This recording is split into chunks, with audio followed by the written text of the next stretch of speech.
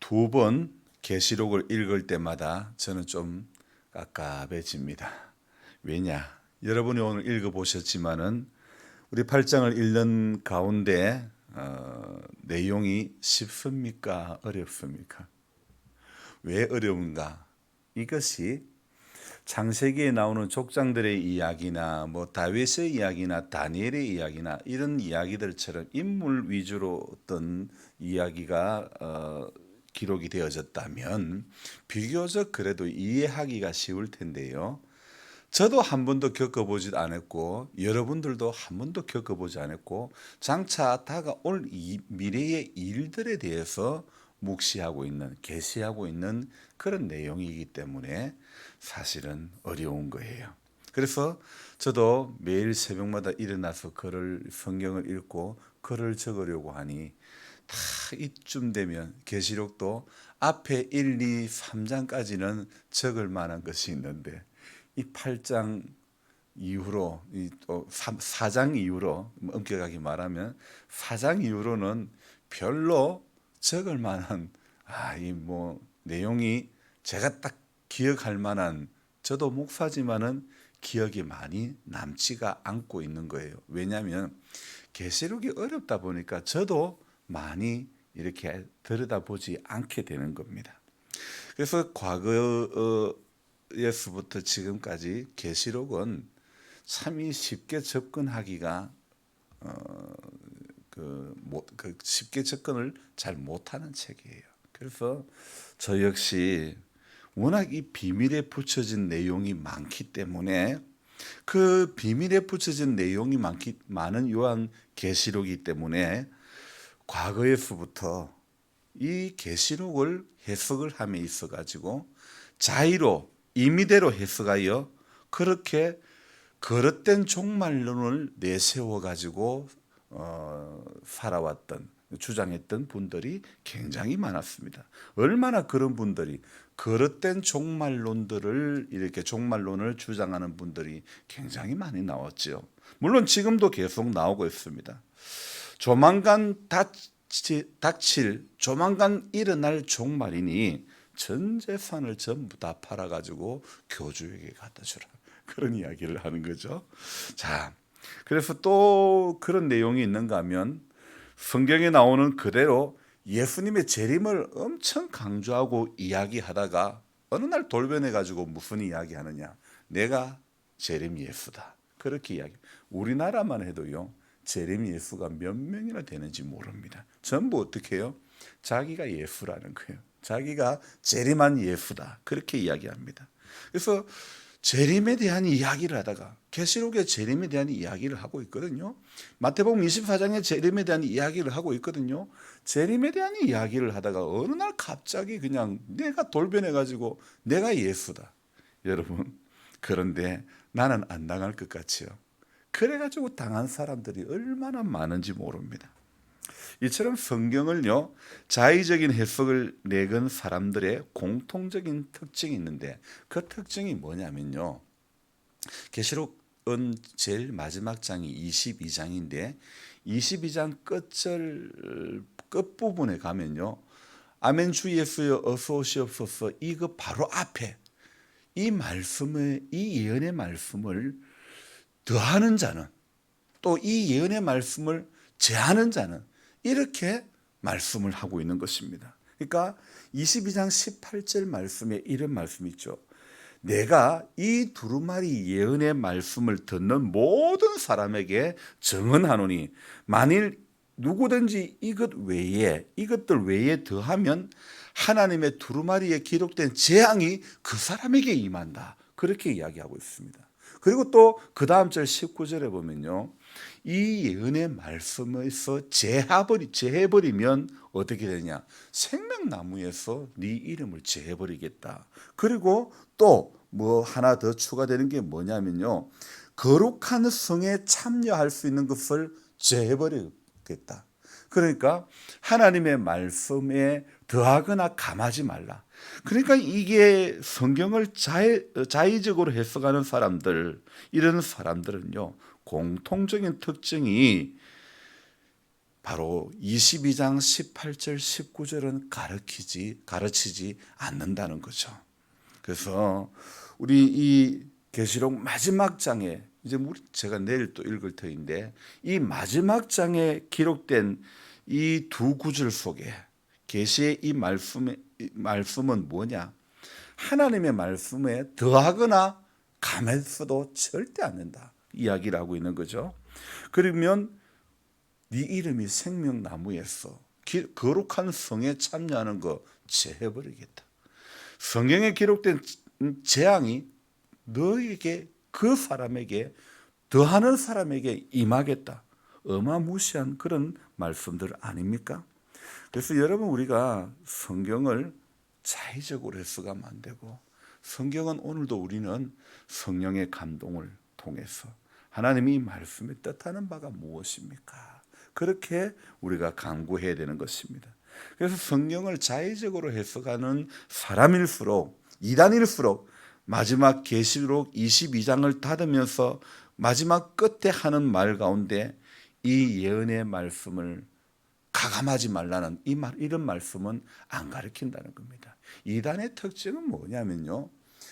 꼭 필요한 몇 구절만 들어가지고 딱 성도들에게 궁금증을 유발하고 그러니 궁금하면 와서 세미나에 참석해라 이러는 거예요. 자, 구약 성경은요. 처음 오실 초림으로 오실 예수님, 인간의 몸을 입고 이 땅에 오시는 초림 예수, 우리가 흔히 말하는 성탄절에 태어나시는 그 예수님, 초림 예수를 이렇게 약속한 책이라면 신약 성경 중에 그 중에서도 특히 요한계시록은 세상의 마지막 있을 예수님의 재림에 대해서 약속을 하고 있는 책이 바로 요한계시록이라는 거죠. 그래서 이 계시록은요 총 22장으로 구성되어 있는데 이 22장에서 이야기하고 있는 것, 이 비밀스럽고 잘 이해가 안 되는 전체 22장의 내용은 어떤 내용이냐? 쉽게 한마디로 말씀드린다면 예수가 언제, 어떻게, 어떤 일 이후에 어디에 임하고 어떤 일을 하는가 다시 한번 말씀드리겠습니다. 예수님이 언제, 예수님이 어떻게, 예수님이 어떤 일 이후에 예수님께서 어디에 임하며 또 임하셔서 어떤 일을 할 것인가 이것에 대해서 말씀하고 있는 책이 바로 요한계시록이죠. 그뿐 아닙니다. 요한계시록에서 또 중점적으로 다루고 있는 내용 중에 하나는요 바로 심판이라는 겁니다. 세상 마지막 때에는 히브리서 말씀에 보면 이런 말씀이 있죠. 한 번 죽는 것은 정한 이치요 그 후에 심판이 있으리니 그렇게 말씀하고 있습니다. 사람이 한 번 죽는 것은 정한 이치요. 안 죽을 사람은 아무도 없잖아요. 그 후에 심판이 있다. 오늘 계시록에서도 마찬가지입니다. 계시록에서 예수의 재림에 대해서 이야기도 하고 있지만 또 반면에 심판에 대해서 이야기를 하고 있는 것입니다. 그래서 세상 끝날에 사탄과 인간의 욕심으로 말미암아 부패한 세계를 심판하는 그런 것으로 끝이 나는 거죠. 그래서 그리고 세상 끝이 나면 그리스도가 세상의 주관자로 통치하는 새로운 천년 왕국 시대가 이루어진다. 그래서 계시록에 우리가 읽어 나가다 보면 천년 왕국이 온다 이런 이야기도 하죠. 저도 사실은 경험해 보지 않은 거잖아요. 사실 계시록에 기록된 말씀이기 때문에 그렇게 이제 믿고 또 천년 왕국 시대 이후에는 최후의 심판인 산자와 죽은 자의 심판을 이렇게 한다는 것입니다. 그래서 그 이후에 오게 될 영원한 하나님의 나라에 대한 내용을 다루고 있는 것이 바로 성경 요한계시록이라는 겁니다. 그래서 우리가 보고 있는 이 성경의 처음 시작은 창세기입니다.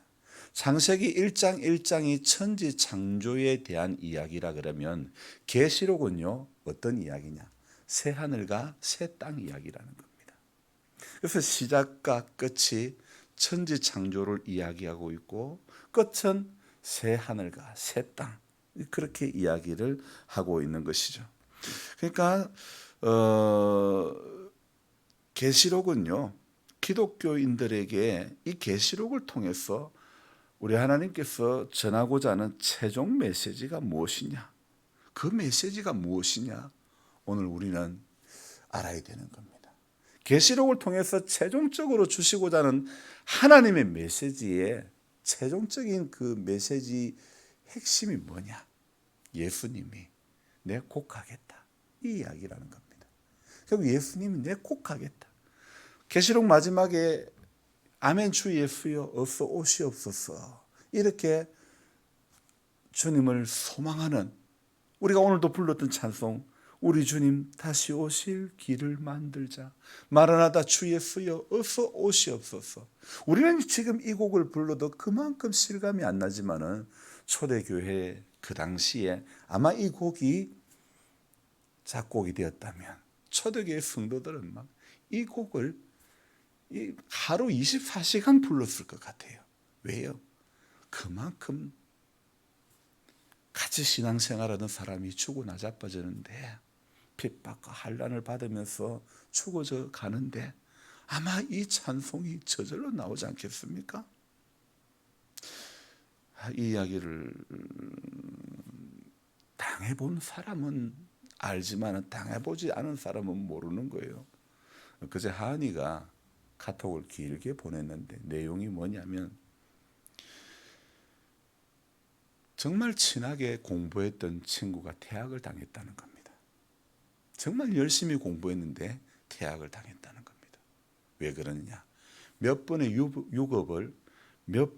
유급을 당하다 보면 이제 학교의 방침은 퇴학을 시키는 겁니다. 그리고 또 친하게 지냈던 한국의 아이 한 명과 인도계 스위스 아이, 이 아들도 곧 퇴학 위기에 있다는 거예요. 남들은 하은이가 적은 글에 보면 자기가 얼마나 똑똑하고 정말 잘해서 그런 줄 아는데, 이에서 적혀진 하은이의 글에 보면, 우리 더 연세가 많은 성도님들 앞에 죄송하지만 30이 넘어서 공부를 하려고 그러니까 눈도 침침하고 봐도 까먹고 정말 안 되는데 그냥 열심히 했는데, 오늘 내가 여기까지 온 것은 정말 하나님의 은혜 아니고는, 사람들은 그래서 이번 시험에도 한 번도 떨어지지 않아서 통과되지 않은 과목이 없어가지고 이제 마지막 하나 남았는데, 사람들은, 친구들은 어쩌면 재수 없어 이렇게 말할 수 있을 것 같기도 하고, 대학 위기에 놓여 있는 친한 친구들을 이렇게 대할 때에 말도 못하고 연락도 못하고 자기는 쏘가리를 하고 자기는 너무 혼자 고독한 그런 시험을 준비를 하고 있다. 어느 누구한테도 말할 수 없고 내 이야기를 이야기하면 너는 배부는 소리 한다 할 것 같아가지고, 그래서 정말 공부에 대한 아주 극도의 심한 스트레스를 받고 있다는 거예요. 여러분, 초대교회 때는요, 우리가 상상할 수 없는 그런 핍박을 당했습니다. 우리가 상상할 수 없는 그런 환난을 경험했던 것입니다. 그러니 그들의 마지막 고백은, 처음 고백도 그럴 것이고 마지막 고백은 아멘 주 예수여 어서 오시옵소서, 이것이 그들의 처음과 마지막 고백이 되었지 않았을까요? 여러분, 오늘 이 계시록을 통해서 하나님께서 우리에게 주시고자 하는 메시지가 바로 이것입니다. 내가 곧 가겠다. 물론 그때만큼은 아니더라도 여러분 삶의 자리가 쉽게만 느껴지는 분이 누가 있습니까? 나는 그래도 살만하다. 사람들은요, 상대적으로 괜찮다고 생각하는 사람보다도 상대적으로 나는 못하다고 생각하는 사람들이 더 많은 것 같아요. 그러다 보니까 다른 사람에 비해서는 나아도 삶이 덜 팍팍해도 덜 비교하는 것이 내보다 더 나은 사람을 비교하게 되거든요. 그러니 나는 항상 못하다. 못하다 생각하는 거 아닙니까? 그러나 오늘 이 시간에도 우리가 알아야 될 것은 중환자실에서 자기 손으로 밥 한 술 떠먹을 수 있는 사람, 떠먹지 못하는 사람이 얼마나 많은지 몰라요. 수년 전에 우리 이 집사님 교통사고 당했을 때도 보는 내 가슴이 너무너무 아팠어요. 얼마나 고통스러운 그 모습을 볼 때, 여러분 살면서 그런 어려운 일들 누가 경험하고 싶겠습니까? 지금도 내 삶의 자리를 돌아볼 때는 정말 주님 빨리 왔으면 좋겠다, 이런 마음이 저절로 나지 않습니까?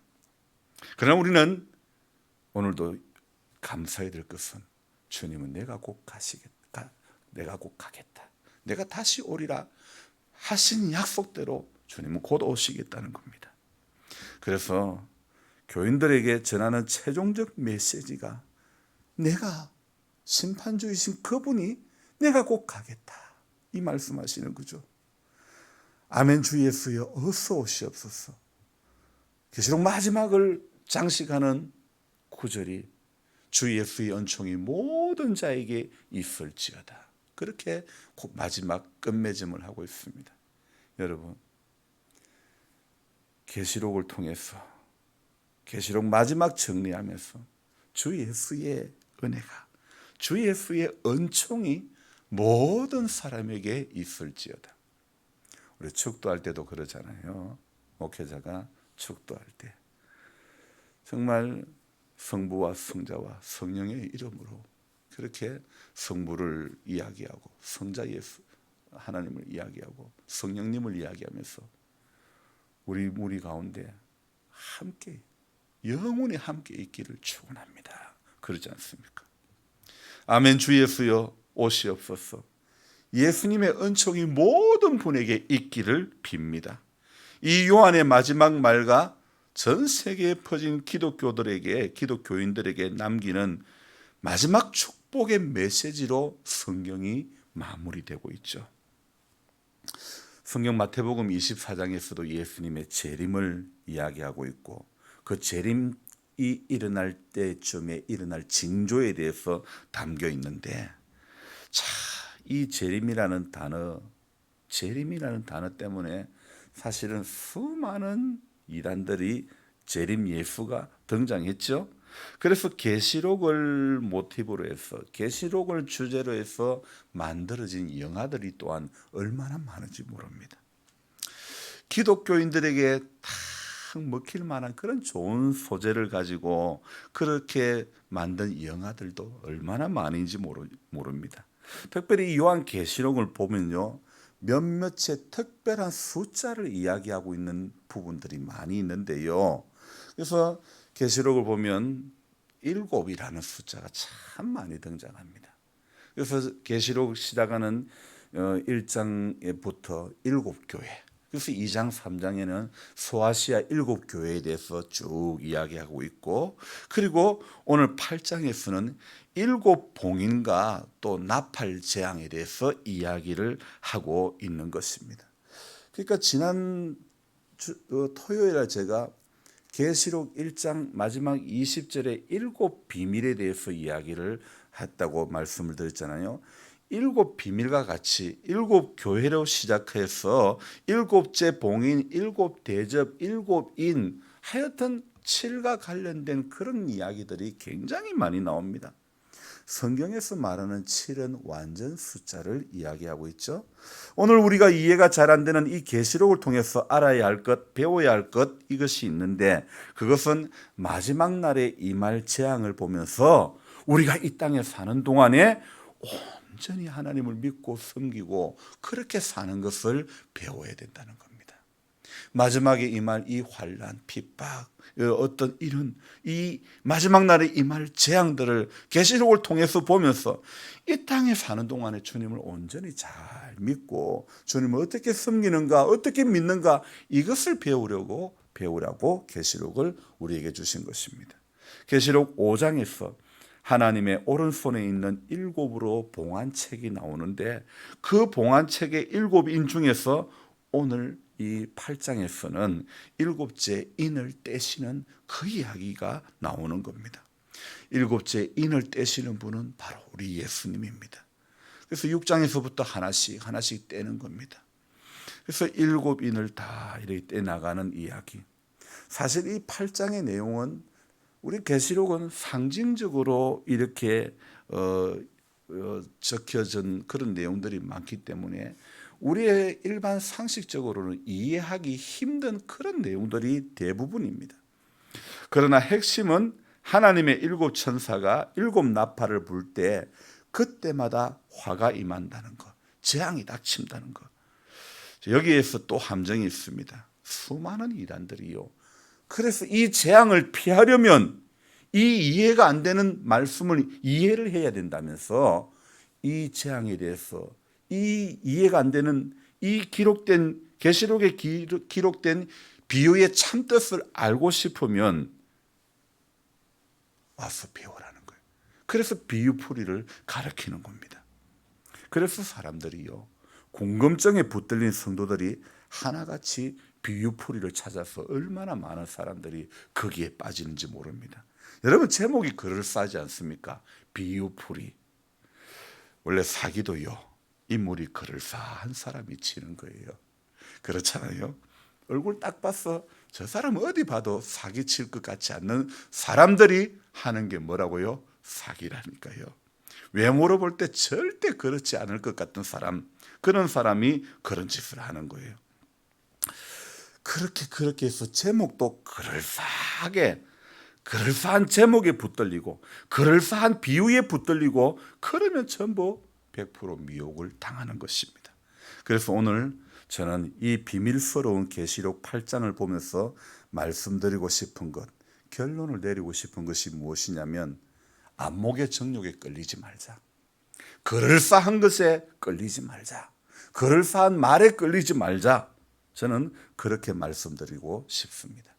우리 토요일 날 제가 궁금증에 끌리면 성도가 미혹당하기 쉬운. 궁금증에 끌리면 이단들이 꼭 붙잡고 넘어지는 게 이건 너 알아? 교회에서 가르치더냐고 그렇게 이야기합니다. 그게 솔깃하거든. 내가 교회를 수십 년을 다녀봐도 이 이야기는 들어보지를 않았거든요. 그러니 궁금증에 끌리면요, 그럴싸한 말에 끌리면 오늘도요 전부 나자빠지는 겁니다. 그래서 우리는 궁금증에 끌리지 말고 그럴싸한 데 끌리지 말고 성경이 우리에게 가르치고 있는 것은 무엇이냐? 기도 외에는 이런 이유가 없다. 기도 외에는 다른 방법이 없다. 말씀하고 있지 않습니까? 그래서 오늘 8장 4절에 향연이 성도의 기도와 함께 천사의 손으로 하나님 앞에 올라간다. 우리 기도할 때 3절에도 있죠. 이는 모든 성도의 기도와 합하여 보좌 앞 금제단에 드리고자 함이라. 오늘 저와 여러분들 우리가 드리는 기도는 사라져 버리지 않고 천사에 의해 가지고 아름다운 향연이 되어 가지고 하나님의 보좌에 올라간다고 하고 있죠. 그래서 저와 여러분들이 오늘도 아름다운 향연이 뭐가요? 우리의 기도가 아름다운 향연이 된다는 것입니다. 그래서 어떤 그럴싸한 것에 어떤 궁금한 것에 끌리지 않고 그 주님을 믿는 믿음으로 끝까지 기도의 향연을 주님 앞에 올리며 오늘도 나아가기를 주님의 이름으로 부탁드립니다. 기도하겠습니다. 하나님 아버지, 비밀에 붙여진 우리가 한 번도 경험해보지 않았던 이 계시록의 내용들 쉽게 이해가 되지 않고 쉽게 풀이할 수도 없고 자의적인 해석을 해서도 안 되는, 가해도 안 되고 감해도 안 되는 이 성경의 말씀, 오늘 우리가 나도 모르게 혹시나 하나님의 이 말씀을 가하는 자가 되어서 성경에 기록된 재앙이 닥치는 어리석은 인생 되지 않기를 원합니다. 기록된 말씀에서 제하여서 생명나무와 거룩한 성에 참여함을 제해버림을 당하는 어리석은 성도가 되지 않기를 소망합니다. 우리 하나님, 전부 육신의 정욕에 안목의 정욕에 끌리면 전부 그럴싸한 것에 넘어갈 수밖에 없는 것입니다. 태초에 인간이 하나님이 먹지 말라고 했던 것들, 선악을 알게 하는 선악을 알게 하는 그 나무의 실과를 먹지 말라고 했는데, 그런데 보암직도 하고 먹음직도 한 것에 그만 넘어가고 말았습니다. 오늘 우리들 보암직한 거에, 먹음직한 거에, 그럴싸한 거에 넘어가지 않는다는 보장이 누가 있겠습니까? 주님, 기도 외에는 전부 안 넘어질 사람이 없습니다. 기도하면서 믿음 지키는 것 외에는 오늘도 안목의 정욕에 끌려서 이생의 자랑에 붙들려서 육신의 정욕을 쫓아 살아갈 수밖에 없음을 고백합니다. 주님, 오직 기도 외에는 다른 방법이, 말씀과 기도 외에는 다른 방법이 없기에 오늘도 기도하는 성도가 되게 해주시고, 기도의 손이 오늘도 주님 앞에 모아지는 우리 모두가 되게 하여 주시옵소서. 한 분 한 분 인생의 연륜이 더 많아질 때마다 우리 안에 있는 속사람이 그리스도의 능력으로 강건하게 해주시고, 하나님 믿음의 집을 반석 위에 세워갈 수 있도록 도와주옵소서. 비가 오고 물날 때에 무너지지 않게 되는 그런 신앙의 모습으로 세워지게 하여 주옵소서. 감정적인 믿음이 되지 않기를 원합니다. 이리저리 흔들리는 믿음 되지 않기를 소망합니다. 한 절의 말씀 속에 굳건히 붙들린 바 되어서 오늘도 모두가 이기는 자의 반열에 서게 하여 주시옵소서. 주 예수님의 이름으로 감사하며 기도드리옵나이다. 아멘. 간절한 마음으로 주여 부르고 기도합니다. 주여! 주여! 주여! 살아계신 하나님 아버지,